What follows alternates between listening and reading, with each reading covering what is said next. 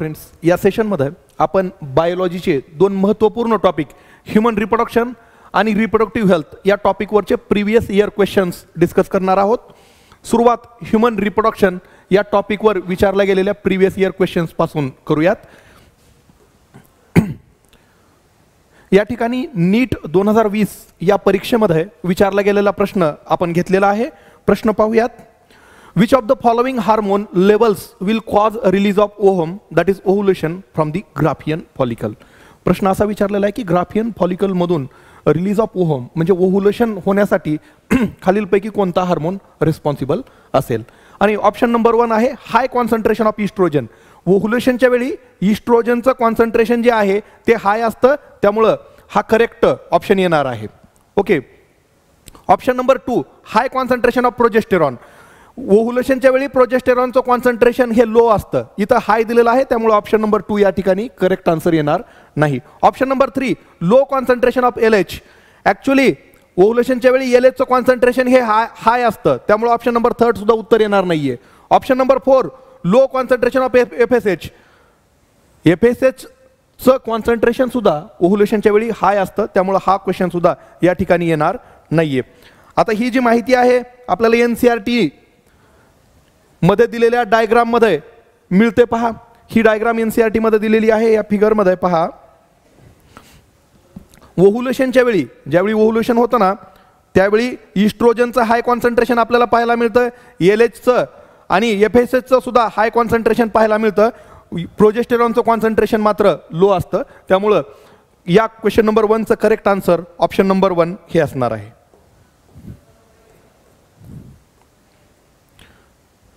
आपण next question सुद्धा नीट 2020 या परीक्षेमध्ये विचारलेला या ठिकाणी डिस्कस करतोय.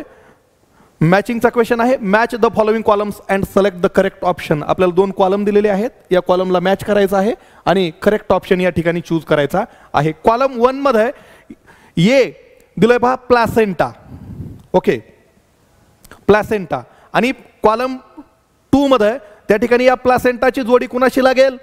Human chorionic gonadotropin HCG. Placenta human chorionic गोनॅडोट्रॉपिनला सिक्रीट करत असतं, त्यामुळं प्लासेंटाची जोडी 2 शी लागणार आहे. पुढं कॉलम 1 मध्ये झोना पेल्युसिडा दिलंय पहा B म्हणून. झोना पेल्युसिडा हा काय आहे? It is a layer of ovum, त्यामुळे याची B ची जोडी 3 शी लागणार आहे. C दिलंय पहा bulbourethral glands. Bulbourethral glands. The secretion of bulbourethral glands helps in the lubrication of penis. That's why C will be matched with the 4. And D is Leydig cell and it secretes androgen. That's why it will be matched with 1. Correct option for this question will be option number 4. Option number 4 या क्वेश्चनचं correct answer असणार आहे. Next question घेऊयात आपण.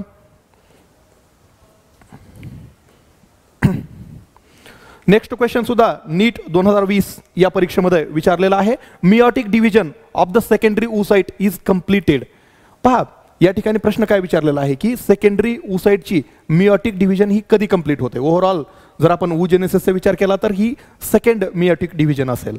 लक्षात आलं? Second meiotic division completes at the time of fusion of sperm with the ovum. जेव्हा स्पर्मचं ovum सोबत फ्युजन होणार आहे, अगदी त्यावेळी ही जी सेकंड मियोटिक डिव्हिजन आहे ती कंप्लीट होत असतं. त्यामुळं या क्वेश्चनचं करेक्ट आन्सर ऑप्शन नंबर 4 असणार आहे.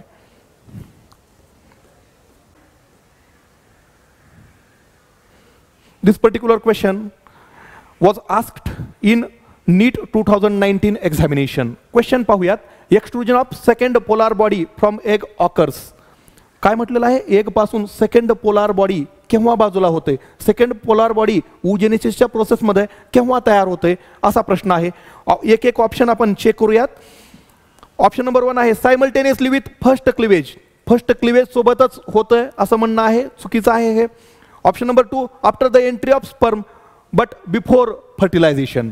ओके, हा करेक्ट ऑप्शन आहे. पहा, oogenesisच्या प्रोसेसमध्ये त्या ठिकाणी 2 वेळा मियोटिक डिव्हिजन होतात. First meiotic division prior to ovulation होत असते. ओव्हुलेशनच्या थोडंसं अगोदर फर्स्ट मियोटिक डिव्हिजन होत असतं. सेकंडरी oocyte फॉर्म होतो आणि हा सेकंडरी oocyte सेकंड मियोटिक डिव्हिजनमध्ये ॲरेस्टेड स्टेजमध्ये त्या ठिकाणी राहत असतो. आणि या सेकंडरी oocyteला जर सेकंड मियोटिक डिव्हिजन कंप्लीट करायचे असेल तर स्पर्मची एंट्री आवश्यक आहे. स्पर्म या ठिकाणी येणार आहे आणि स्पर्म आल्यानंतर त्या ठिकाणी सेकंड मियोटिक डिव्हिजन होणार आहे. अनइक्वल डिव्हिजन असतं आणि या अनइक्वल डिव्हिजनमध्ये त्या ठिकाणी ही जी आहे सेकंड पोलार बॉडी ती फॉर्म होणार असते आणि त्याच्यानंतर फर्टिलायझेशन होणार आहे. तर आपल्याला लक्षात आलं पहा, सेकंड पोलार बॉडी जर फॉर्म व्हायची असेल तर स्पर्मची एंट्री आवश्यक आहे आणि बिफोर फर्टिलायझेशन हे होत असतं. त्यामुळे हा ऑप्शन या ठिकाणी करेक्ट आहे. थर्ड ऑप्शन या ठिकाणी डिस्कस करूयात. आफ्टर फर्टिलायझेशन म्हटले पहा, आफ्टर फर्टिलायझेशन हे होत नसतं, त्यामुळे थर्ड ऑप्शन सुद्धा इनकरेक्ट आहे.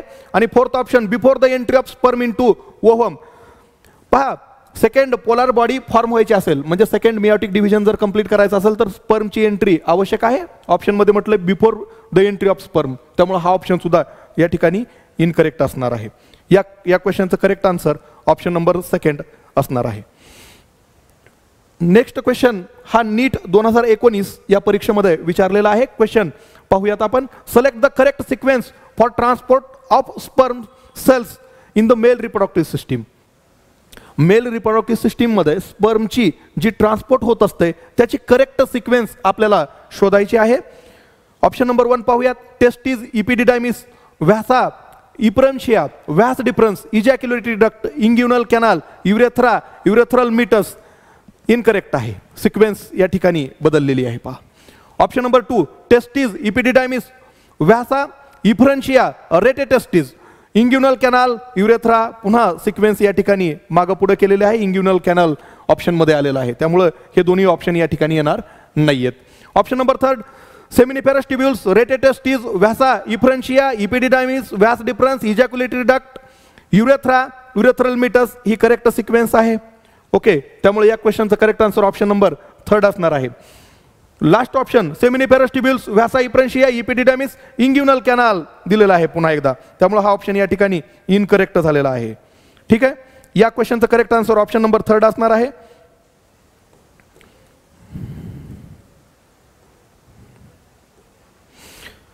या ठिकाणी आपण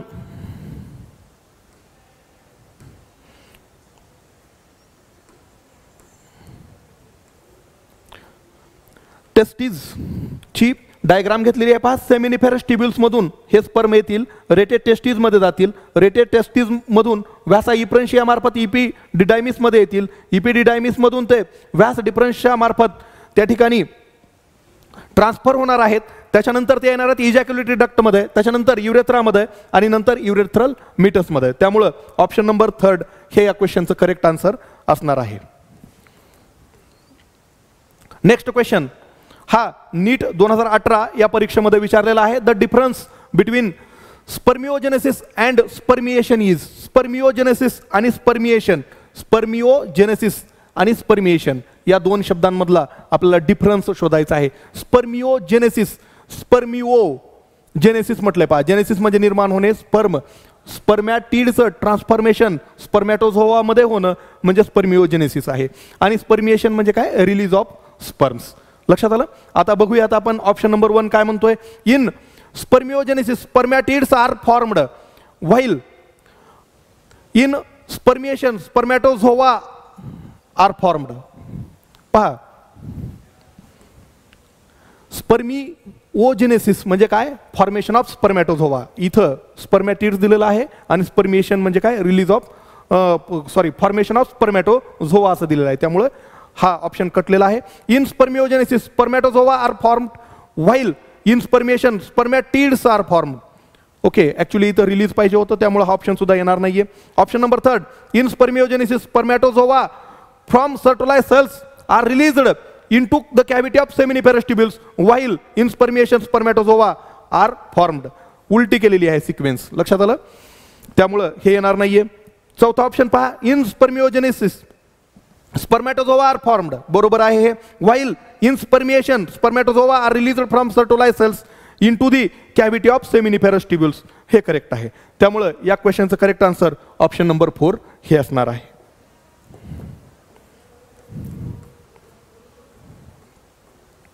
नेक्स्ट क्वेश्चन हा नीट 2018 या परीक्षेमध्ये विचारलेला आहे. मॅचिंगचा क्वेश्चन आहे. Match the items given in column 1 with those in column 2 and select the correct option. आपल्याला कॉलम 1 आणि कॉलम 2 मध्ये काही आयटम्स दिलेले आहेत, त्याला मॅच करायचं आहे आणि करेक्ट ऑप्शन या ठिकाणी शोधायचं आहे. प्रॉलिफेरेटिव्ह फेज दिलंय पहा कॉलम 1 मध्ये. प्रॉलिफेरेटिव्ह फेज, प्रॉलिफेरेटिव्ह फेज म्हणजे काय? फॉलिक्युलर फेज आहे. सिक्रेटरी फेज दिले पहा ऑप्शन बी म्हणून कॉलम 1 मध्ये. सिक्रेटरी फेज म्हणजे काय? Luteal phase. आणि काय? मेनिस्ट्रुएशन. मेनिस्ट्रुएशन म्हणजे काय? Breakdown of endometrial lining. Menstruation मध्ये ब्रेकडाऊन ऑफ एंडोमेट्रियल लाइनिंग होत असतं. त्यामुळं या क्वेश्चनचं करेक्ट आन्सर ऑप्शन नंबर 3 आपल्याला मिळतं.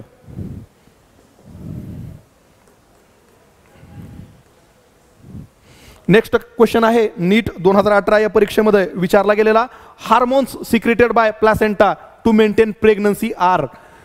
प्रेग्नन्सी मेंटेन करण्यासाठी प्लासेंटा कोणते हार्मोन सिक्रेट करते असा प्रश्न विचारला गेलेला आहे. आपण याचा आन्सर या ठिकाणी जाणून घेऊयात.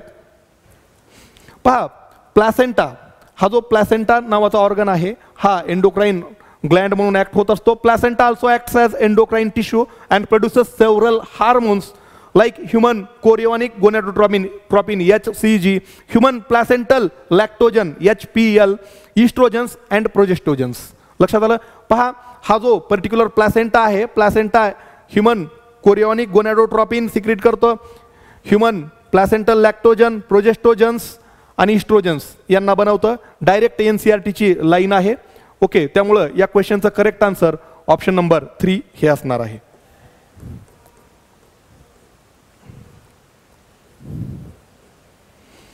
नेक्स्ट क्वेश्चन हा नीट 2018 या परीक्षेमध्येच विचारलेला आहे. The amnion of mammalian embryo is derived from. आता ऍक्च्युली एम्नियॉन हा एक्स्ट्रा एम्ब्रियॉनिक मेम्ब्रेन आहे आणि हा एम्नियॉन एक्टोडर्म आणि मेसोडर्म पासून तयार होत असतो. पहा एक्टोडर्म आणि मेसोडर्म हे जे जर्म लेयर्स आहेत हे दोघं जण मिळून एम्नियॉन हा एक्स्ट्रा एम्ब्रियॉनिक मेम्ब्रेन त्या ठिकाणी तयार करत असतात. त्यामुळं या क्वेश्चनचं करेक्ट आन्सर ऑप्शन नंबर 1 हे असणार आहे.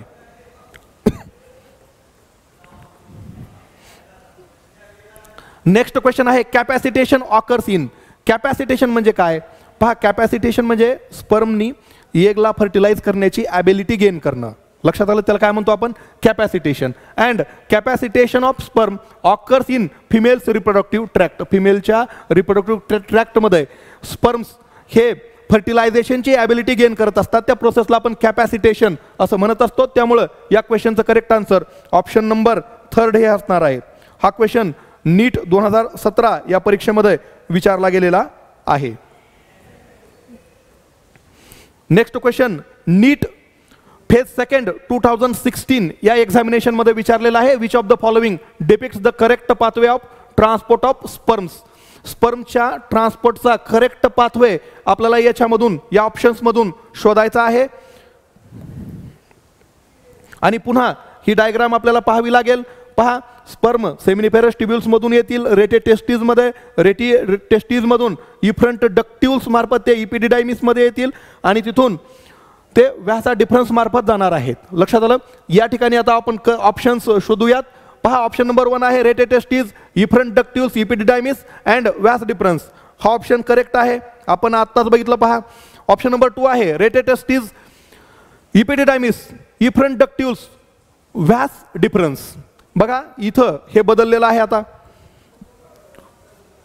रेटे टेस्टीज इथून इफ्रंट डक्ट्युल्स मार्फत इपिडिडायमिस मध्ये येतात. इथं उलट केलेलं आहे.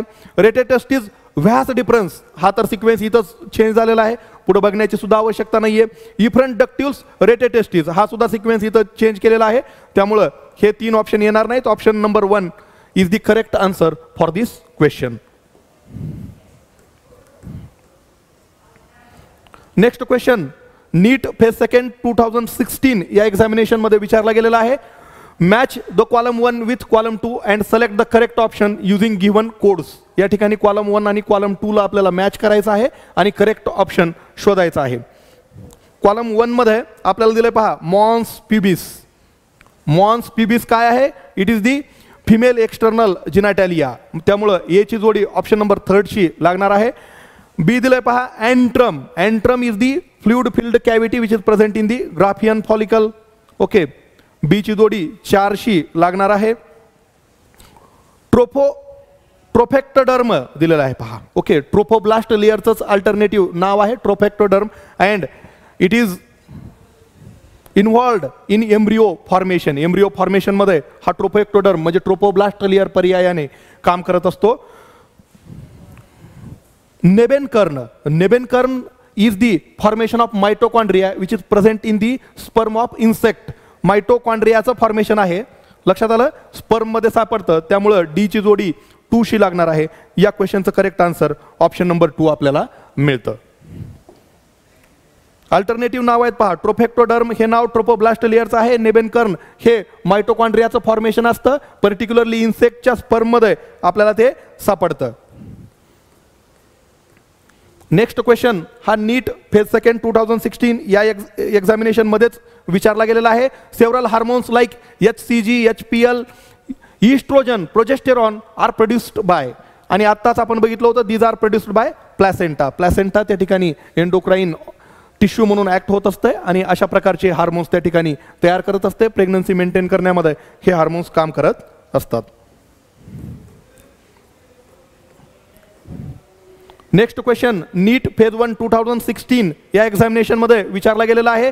Changes in GnRH pulse frequency in females is controlled by circulating levels of. काय विचारलंय पहा, GnRH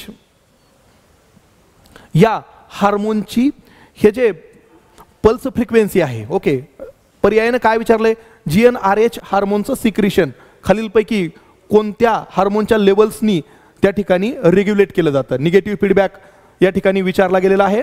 ओके पहा, GnRH हार्मोन जो आहे हायपोथॅलॅमस मध्ये तयार होत असतो, पिट्युटरी ग्लँडवर ऍक्ट होतो आणि LH आणि FSH या 2 हार्मोनचं सिक्रिशन त्या ठिकाणून याच्या GnRH च्या रेस्पॉन्स मध्ये होत असतं. पण जेव्हा LH आणि FSH हे जे हार्मोन्स आहेत हे पुन्हा त्या ठिकाणी ओव्हरीवर ऍक्ट होणार आहेत आणि यांच्यापासून प्रोजेस्टेरॉन आणि इस्ट्रोजन तयार होणार आहेत. लक्षात आलं. पण जेव्हा कधी प्रोजेस्टेरॉन आणि इस्ट्रोजनचं लेवल ब्लड मधलं वाढणार आहे, ओके, त्यांचं लेवल जर ब्लड मध्ये वाढलं तर निगेटिव्ह फीडबॅक सिस्टीम जात आहे आणि निगेटिव्ह फीडबॅक सिस्टीमनं GnRH चं सिक्रिशन त्या ठिकाणी थांबत असतं.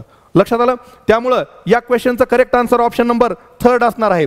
जेव्हा कधी सर्क्युलेटिंग लेवल्स ऑफ इस्ट्रोजन आणि प्रोजेस्टेरॉन वाढतील त्यावेळी GnRHचं सिक्रिशन त्या ठिकाणी कमी होणार आहे. Changes in the GnRH pulse frequency in females is controlled by circulating levels of oestrogen and progesterone. Oestrogen आणि प्रोजेस्टेरॉनच्या लेवलनं ते त्या ठिकाणी कंट्रोल होत असतं.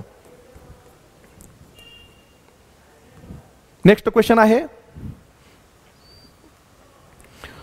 Select the incorrect statement. आपल्याला या ठिकाणी काही स्टेटमेंट दिलेले आहेत, त्यापैकी इनकरेक्ट स्टेटमेंट आपल्याला शोधायची आहे.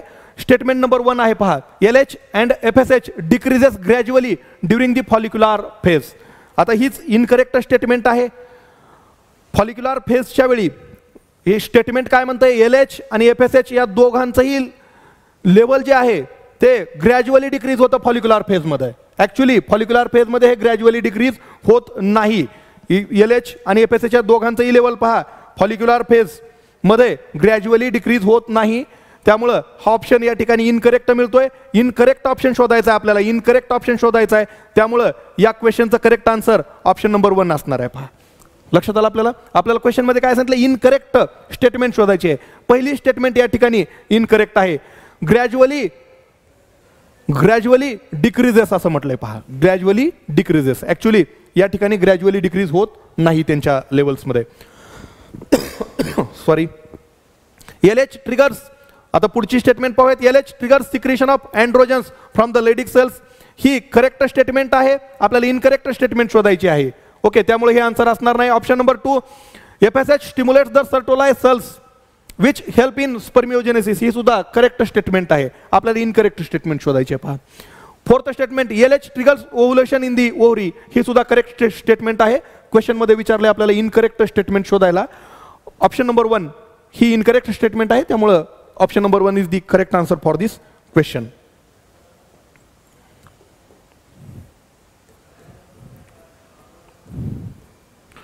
नेक्स्ट क्वेश्चन आहे क्वेश्चन नंबर 16.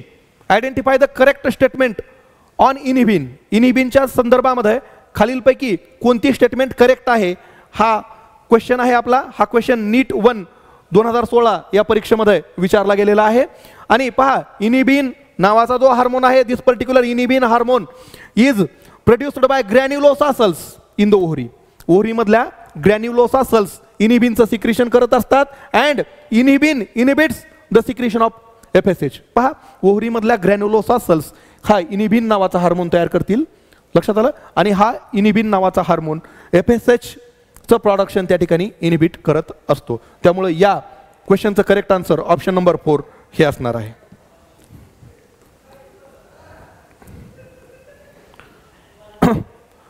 नेक्स्ट क्वेश्चन आहे नीट फेज 1 2016 या परीक्षेमध्ये विचारला गेलेला आहे. Fertilisation in humans is practically feasible only if. कोणत्या कंडिशनमध्ये ह्युमन्समध्ये फर्टिलायझेशन हे प्रॅक्टिकली फिजिबल आहे असा प्रश्न आहे. ऑप्शन नंबर 1 काय म्हणतोय पहा, the ovum and sperms are transported simultaneously to the ampullary isthmic junction of the cervix. म्हटलंय पहा, हे रॉंग झालं इथं. Ampullary isthmic junction of fallopian tube असं पाहिजे होतं, सर्विक्स म्हटलंय, त्यामुळे हे ऑप्शन करेक्ट आन्सर येणार नाही. Next option, the sperms are transported into cervix within 48 hours of release of ovum in the uterus. Release of ovum in the uterus म्हटलंय पहा. Fertilization ampullary isthmic junction of fallopian tube मध्ये झालं पाहिजे, त्यामुळे हा सुद्धा option या ठिकाणी येणार नाहीये.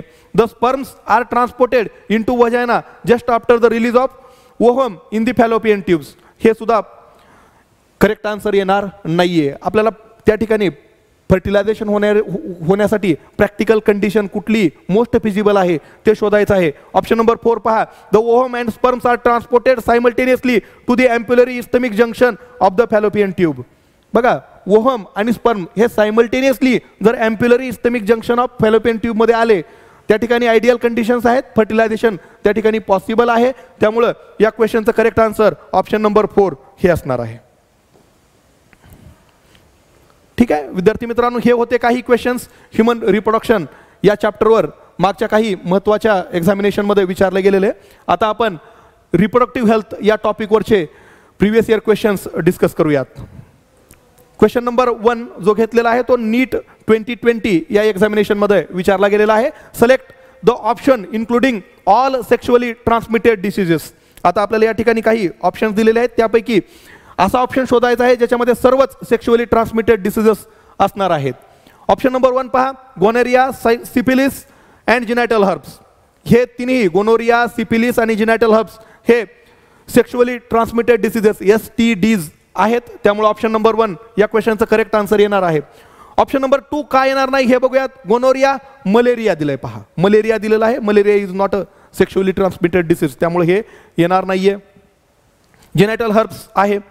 ऑप्शन नंबर 3 काय येणार नाही. एड्स, पुन्हा मलेरिया दिलेला आहे पहा, आणि त्याच्यानंतर फिलारिया दिलेला आहे. मलेरिया, फिलारिया हे सेक्शुअली ट्रान्समिटेड डिसीजेस नाही आहेत, त्यामुळे ऑप्शन नंबर 2, 3 दोन्ही येणार नाहीत. ऑप्शन नंबर 4 मध्ये या ठिकाणी हे सुद्धा येणार नाही. याच्यात कॅन्सर दिलंय पहा, cancer is not sexually transmitted disease, त्यामुळे ऑप्शन नंबर 4 सुद्धा येणार नाहीये. या क्वेश्चनचं करेक्ट आन्सर ऑप्शन नंबर 1 हे असणार आहे. हे लक्षात ठेवा, malaria, filaria and cancer are not sexually transmitted diseases. Next question was asked in NEET 2020 examination. In which of the following techniques the embryos are transferred to assist those females who cannot conceive? पहा, अशा females ज्या conceive करू शकत नाहीयेत त्यांच्यामध्ये आपण खालीलपैकी कोणत्या टेक्निक्स प्रॅक्टिस करत असतो हा प्रश्न या ठिकाणी विचारला गेलेला आहे. आणि याचं उत्तर आहे option number 1 ZIFT and IUT, zygote intra fallopian transfer and intra uterine transfer. हे 2 टेक्निक्स आपण अशा फिमेल्समध्ये यूज करत असतो ज्या कन्सीव्ह होऊ शकत नाहीत. लक्षात आलं, त्यामुळे ऑप्शन नंबर 1 हा करेक्ट आन्सर असणार आहे. इथं पहा ऑप्शन नंबर 2 मध्ये गिफ्ट दिलंय पहा, गॅमेट इंट्रा फॅलोपियन ट्रान्सफर दिलेला आहे. ओके, त्यामुळे हे येणार नाहीये. ऑप्शन नंबर 3 मध्ये ICSI दिले पहा, इंट्रा सायटोप्लाझ्मिक स्पर्म इंजेक्शन, त्यामुळे हे सुद्धा येणार नाहीये. ऑप्शन नंबर 4 मध्ये पुन्हा तेच ऑप्शन आले आहे, त्यामुळे हे सुद्धा येणार नाही. Option number 1 is the correct answer for this question.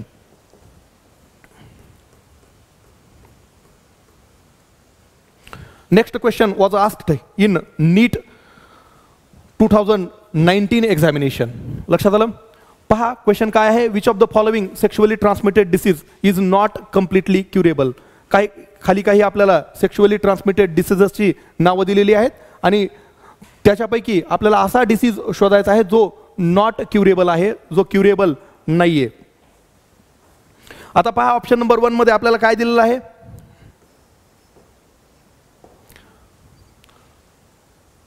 क्लॅमायडियासिस. आता क्लॅमायडियासिस हा टेट्रासायक्लिन, रिफॅम्पिसिन अशा अँटीबायोटिक्स वापरून आपण क्युअर करू शकतो. पहा ऑप्शन नंबर 2 दिलेला आहे गोनोरिया.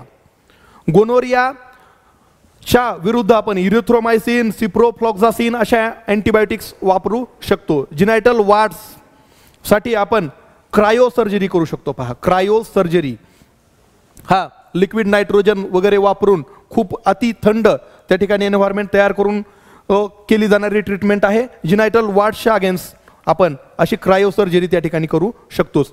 पण जिनायटल हर्ब्स जे आहेत ते इनक्युरेबल आहेत, त्याच्या विरुद्ध आपण कुठलीही ट्रीटमेंट या ठिकाणी करू शकत नाही. कम्प्लिटली क्युरेबल हे नाही आहेत. त्यामुळे या क्वेश्चनचं correct answer option number 4 genital herpes हे असणार आहे. नेक्स्ट क्वेश्चन हा नीट 2019 या परीक्षेमध्ये विचारला गेलेला आहे. Which of the following contraceptive methods involve a role of hormone. हार्मोनचा रोल असणारा कॉन्ट्रासेप्टिव्ह मेथडचा एक गट आपल्याला शोधायचा आहे. लक्षात आलं? आणि या क्वेश्चनचं करेक्ट आन्सर आहे ऑप्शन नंबर 2. आणि हा ग्रुप कोणता आहे पहा, लॅक्टेशनल ॲमेनोरिया. लॅक्टेशनल ॲमेनोरिया पिल्स अँड इमर्जन्सी कॉन्ट्रासेप्टिव्स हे या क्वेश्चनचं करेक्ट आन्सर या ठिकाणी असणार आहे. लॅक्टेशनल ॲमेनोरिया मध्ये काय होतं बघूयात. Breast feeding disrupts the pattern of pulsatile release of GnRH from the hypothalamus. पहा लॅक्टेशनल ॲमेनोरियामध्ये ब्रेस्ट फिडिंग मदर्समध्ये काय होतं, त्या ठिकाणी GnRH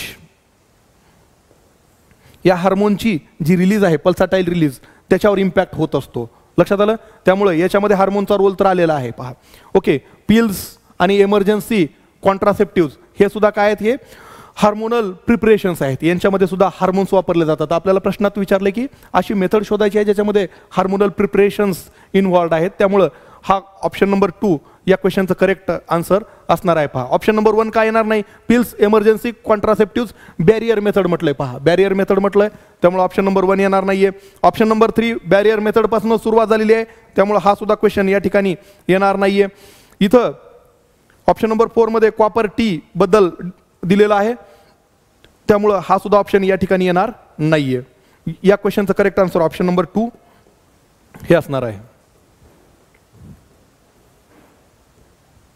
नेक्स्ट क्वेश्चन आहे, select the hormone releasing intra uterine devices. आपल्याला या ठिकाणी काही इंट्रा युटेराइन डिव्हायसेस दिलेले आहेत, त्यापैकी hormone releasing intra uterine devices आपल्याला शोधायला सांगितलेले आहेत. Option number 4 Progestasert and LNG20. Direct NCERT ची लाईन आहे. Option number 4 is the correct answer for this question. Lippes loop option number 1 दिलेला आहे. पहा Lippes loop is the non medicated intrauterine devices. Multiload 375 copper releasing intra uterine device आहे. Vaults barrier method आहेत. या question मध्ये Progestasert आणि LNG20 हे hormone releasing intrauterine devices आहेत. नेक्स्ट क्वेश्चन हा नीट 2018 या परीक्षेमध्ये विचारलेला आहे. द कॉन्ट्रासेप्टिव्ह सहेली. सहेलीच्या बाबतीमधले खालील पैकी कोणती स्टेटमेंट करेक्ट आहे आपल्याला शोधायची आहे. पहा Saheli option number 1 blocks estrogen receptors in the uterus preventing eggs from getting implanted. हे करेक्ट आहे.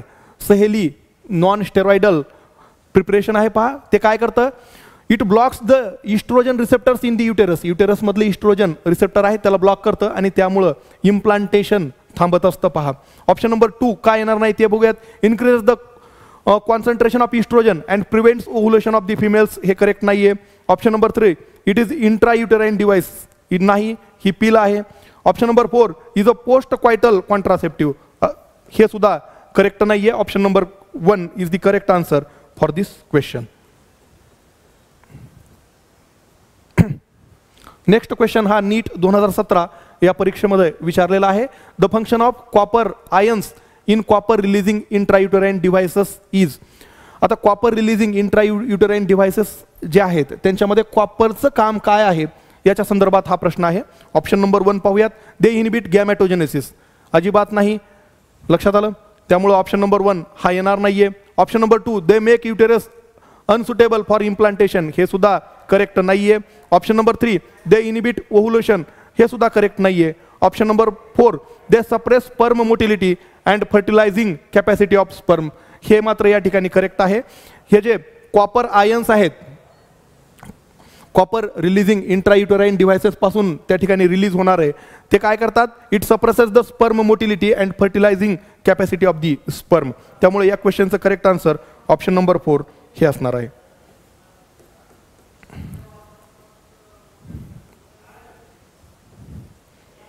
नेक्स्ट क्वेश्चन हा नीट फेज 2 2016 या एक्झामिनेशन मध्ये विचारला गेलेला आहे. The embryos with more than 16 blastomeres formed due to in vitro fertilisation is transferred into. लक्षात ठेवायचं आहे नेहमीसाठी की 16 ब्लास्टोमियर पेक्षा जास्त जर एम्ब्रिओ असेल तर तो एम्ब्रिओ नेहमी युटेरसमध्ये त्या ठिकाणी ट्रान्सफर केला जातो. या क्वेश्चनचं correct answer option number 1 uterus हे असणार आहे. नेक्स्ट क्वेश्चन हा नीट 2017 या परीक्षेमध्ये विचारला गेलेला आहे.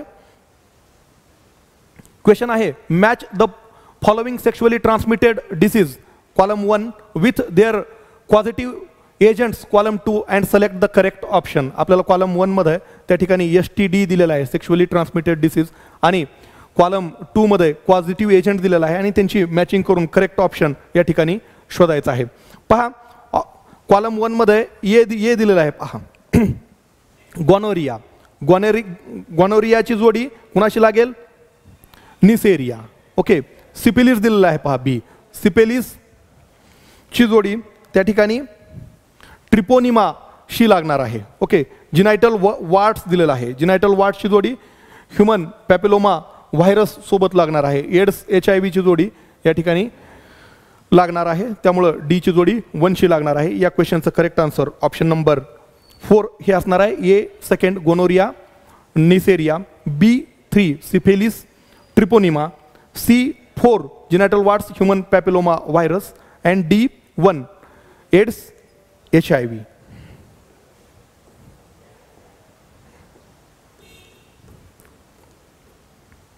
नेक्स्ट क्वेश्चन हा नीट फेज 2 2016 या एक्झामिनेशन मध्ये विचारलेला आहे. Which of the following is hormone releasing intrauterine device. खालीलपैकी कोणतं हार्मोन रिलीजिंग इंट्रायुटेराइन डिव्हाइस आहे असा प्रश्न आहे आणि त्याचं उत्तर आहे option number 1 LNG-20. Direct NCERT ची लाईन आहे. उरलेले ऑप्शन पहा. LNG-20 तर आपल्याला माहिती आहे hormone releasing intra uterine device आहे. Multiload 375 and copper 7 are copper releasing intra uterine devices. Lipis loop is non-medicated intrauterine device. Next question हा नीट फेज 2 2016 या एक्झामिनेशन मध्ये विचारलेला आहे. Which of the following is incorrect regarding vasectomy. व्हॅसेक्टमीच्या related खालीलपैकी कोणती statement incorrect आहे असा प्रश्न विचारलेला आहे. पहा statement number 1 no sperm occurs in seminal fluid. Correct आहे हे. व्हॅसेक्टमीमुळे सेमिनल फ्लुइड मध्ये आपल्याला स्पर्म पाहायला मिळत नाहीत. ओके करेक्ट आहे. पण आपल्याला काय विचारलं आहे इनकरेक्ट विचारलंय. पहा आन्सर मध्ये इनकरेक्ट विचारलंय. ही स्टेटमेंट करेक्ट आहे त्यामुळे या क्वेश्चनचं हे आन्सर येणार नाहीये. ओके दुसरी स्टेटमेंट पहा नो स्पर्म ऑकर्स इन इपिडिडायमिस. पहा व्हॅसेक्टमी जरी आपण केली तरी इपिडिडायमिस मध्ये स्पर्म आपल्याला पाहायला मिळतात. ओके ही स्टेटमेंट इनकरेक्ट झाली. पहा no sperm occurs in epididymis. Okay आपल्याला क्वेश्चन मध्ये काय विचारलं इनकरेक्ट स्टेटमेंट शोधा असं सांगितलेलं आहे. ही स्टेटमेंट इनकरेक्ट आहे त्यामुळे या क्वेश्चनचा आन्सर ऑप्शन नंबर 2 हे असणार आहे. इनकरेक्ट स्टेटमेंट काय आहे नो स्पर्म ऑकर्स इन इपिडिडायमिस. व्हॅसेक्टमी केली तरी सुद्धा इपिडिडायमिस मध्ये आपल्याला स्पर्म पाहायला मिळू शकतात हे लक्षात ठेवायचं आहे. थर्ड स्टेटमेंट पहा vasa deferentia is cut and tied. Okay vasectomy मध्ये काय केलं जातं व्हॅसा डिफरन्शियाला कट केलं जातं आणि टाईड बांधून टाकलं जात असतं. त्यामुळे हा सुद्धा ऑप्शन या ठिकाणी करेक्ट आहे. हे आन्सर येणार नाहीये. ऑप्शन नंबर 4 इरिव्हर्सिबल स्टर्लिटी हे सुद्धा करेक्ट आहे. पहा त्यामुळे आपले हे करेक्ट स्टेटमेंट आहेत म्हणून आन्सर येणार नाहीत. ओके व्हॅसएक्टमी जी आहे इरिव्हर्सिबल स्टरिलिटी आहे, याचे रिव्हर्सिबिलिटीचे चान्सेस खूप कमी आहेत, त्यामुळे याला आपण इरिव्हर्सिबल स्टरिलिटी या नावानं सुद्धा ओळखत असतो. आपल्याला क्वेश्चनमध्ये सांगितलं होतं इनकरेक्ट स्टेटमेंट शोधायला. इनकरेक्ट स्टेटमेंट आहे नो स्पर्म ऑकर्स इन इपिडिडायमिस, त्यामुळे या क्वेश्चनचं करेक्ट आन्सर ऑप्शन नंबर 2 हे असणार आहे. नेक्स्ट क्वेश्चन नीट फेज 1 2016 या एक्झामिनेशन मध्ये विचारलेला आहे. Which of the following approaches does not give defined action of contraceptive. या ठिकाणी आपल्याला काही कॉन्ट्रासेप्टिव्ह दिले तर त्याची ऍक्शन दिलेली आहे आणि खालीलपैकी असा पर्याय आपल्याला शोधायचा आहे कॉन्ट्रासेप्टिव्ह आणि त्याच्या पुढची ऍक्शन ही मॅच होणार नाही. लक्षात आलं. पहा या ठिकाणी ऑप्शन नंबर 1 दिलाय हार्मोनल कॉन्ट्रासेप्टिव्ह. काय आहे ऍक्शन, काय prevents or retard the entry of sperm, prevents ovulation and fertilisation. हे करेक्ट आहे. हार्मोनल कॉन्ट्रासेप्टिव्ह हेच काम करत असतात, त्यामुळं या क्वेश्चनमध्ये त्या ठिकाणी हे आन्सर येणार नाहीये. आपल्याला डिफाइन्ड ऍक्शन त्याच्यासमोर न दिलेला कॉन्ट्रासेप्टिव्ह मेथड शोधायचा आहे. म्हणजे ऍक्शन आणि कॉन्ट्रासेप्टिव्ह मॅच न होणारी पेअर आपल्याला शोधायची आहे. ही पेअर मॅच होते, हा ऑप्शन या ठिकाणी आन्सर असणार नाही. दुसरा ऑप्शन जो आहे व्हॅसेक्टमी. ओके, व्हॅसेक्टमी दिलंय प्रिव्हेंट स्पर्मॅटोजेनेसिस. व्हॅसेक्टमी दिलंय स्पर्मॅटोजेनेसिस प्रिव्हेंट केलं जातं असं म्हटलेलं आहे. पहा ओके, व्हॅसेक्टमी स्पर्मॅटोजेनेसिसला या ठिकाणी प्रिव्हेंट करत नाही, त्यामुळं पहा ही जे ऍक्शन आहे याच्यासोबत मॅच करत नाहीये. त्यामुळं या ठिकाणी आपल्याला विचारलंय काय, अशी पेअर शोधायची आहे आपल्याला जी की त्या कॉन्ट्रासेप्टिव्हच्या ऍक्शनला मॅच करणार नाही. या ठिकाणी तशी पेअर काय आहे, व्हॅसेक्टमी प्रिव्हेंट स्पर्मॅटोजेनेसिस. व्हॅसेक्टमी स्पर्मॅटोजेनेसिसला प्रिव्हेंट करत नाही, त्यामुळे या क्वेश्चनचं करेक्ट आन्सर ऑप्शन नंबर 2 हे असणार आहे. ऑप्शन नंबर 3 बघूयात. Barrier methods prevents fertilization. हे करेक्ट आहे. ओके, कॉन्ट्रासेप्टिव्ह त्याची ऍक्शन दोन्ही या ठिकाणी करेक्ट आहे. चौथा option intra uterine devices IUDs increase phagocytosis of sperm, suppress sperm motility and fertilizing capacity of the sperm. हे सुद्धा करेक्ट आहे. म्हणजे काय, ही जी कॉन्ट्रासेप्टिव्ह मेथड आहे आणि त्याची ऍक्शन ही करेक्ट आहे. ओके, ऑप्शन नंबर 3, 4 आणि 1 हे आन्सर असणार नाहीये त्याच्यामध्ये. ऑप्शन नंबर 2 असणार आहे करेक्ट आन्सर या क्वेश्चनचं. की कॉन्ट्रासेप्टिव्ह मेथड जी आहे व्हॅसेक्टमी त्याचा अप्रोच प्रिव्हेंट स्पर्मॅटोजेनेसिस हा अजिबात नाहीये, त्याची ऍक्शन ही नाहीये.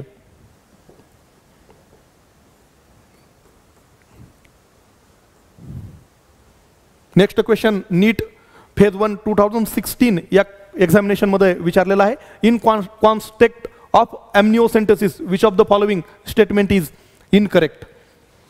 आपल्याला एम्निओसेंटेसिसच्या बाबतीमध्ये या ठिकाणी काही स्टेटमेंट्स दिलेले आहेत आणि खालीलपैकी इनकरेक्ट स्टेटमेंट आपल्याला शोधायची आहे. स्टेटमेंट 1 पहा, it can be used for detection of down syndrome. He statement correct आहे. आपल्याला इनकरेक्ट शोधायची आहे, त्यामुळं ऑप्शन नंबर 1 हे आन्सर असणार नाहीये. ऑप्शन नंबर 2 पहा, it can be used for detection of cleft palate. आता क्लेफ्ट पॅलेट म्हणजे काय हे अगोदर जाणून घ्या. तुम्हाला समाजामध्ये काही मुलं मिळतील ज्यांचे ओठ दुभंगलेले आहेत, म्हणजे असे फाटलेले आहेत. क्लेफ्ट पॅलेट आपण असं त्याला म्हणत असतो. आणि एम्निओसेंटोसिसनं आपण अशा प्रकारचं क्लेफ्ट पॅलेट असलेली कंडिशन शोधू शकत नाही. It can not detect. Okay, पण स्टेटमेंटमध्ये काय काय सांगितलं, it can be detected, it can be used for detection of cleft palate. एम्निओसेंटोसिसनं आपण क्लेफ्ट पॅलेट आहे की नाही अशी कंडिशन डिटेक्ट करू शकत नाहीये. ओके, आणि क्वेश्चनमध्ये काय विचारलं आपला, इनकरेक्ट स्टेटमेंट शोधायची आहे. ही इनकरेक्ट स्टेटमेंट आहे. पहा, amniocentesis can be used for detection of cleft palate. ही इनकरेक्ट स्टेटमेंट आहे. या क्वेश्चनचं आन्सर ऑप्शन नंबर 2 हे असणार आहे. क्लेफ्ट पॅलेट आपण एम्निओसेंटोसिसनं डिटेक्ट करू शकत नाही. Okay, option number 3, it is usually done when a woman is between 14 to 16 weeks pregnant. हे करेक्ट आहे. आपल्याला इनकरेक्ट स्टेटमेंट शोधायला सांगितली होती, जी की ऑप्शन नंबर 2 च्या स्वरूपामध्ये आपल्याला ऑलरेडी मिळालेली आहे. ओके, त्यामुळे ऑप्शन नंबर 3 हे आन्सर असणार नाहीये. ऑप्शन नंबर 4 पहा, it is used for prenatal sex determination. It can be used. Okay, त्यामुळे ही करेक्ट स्टेटमेंट आहे. 1, 3 आणि 4 या करेक्ट स्टेटमेंट आहेत. Option number 2 is the incorrect statement and in question incorrect statement शोधायला सांगितलेली आहे. त्यामुळं या ठिकाणी ऑप्शन नंबर 2 हे या क्वेश्चनचं करेक्ट आन्सर असणार आहे. ठीक आहे विद्यार्थी मित्रांनो, हे होते काही महत्त्वपूर्ण previous year question human reproduction आणि रिप्रोडक्टिव्ह हेल्थ या चॅप्टरवरचे. धन्यवाद.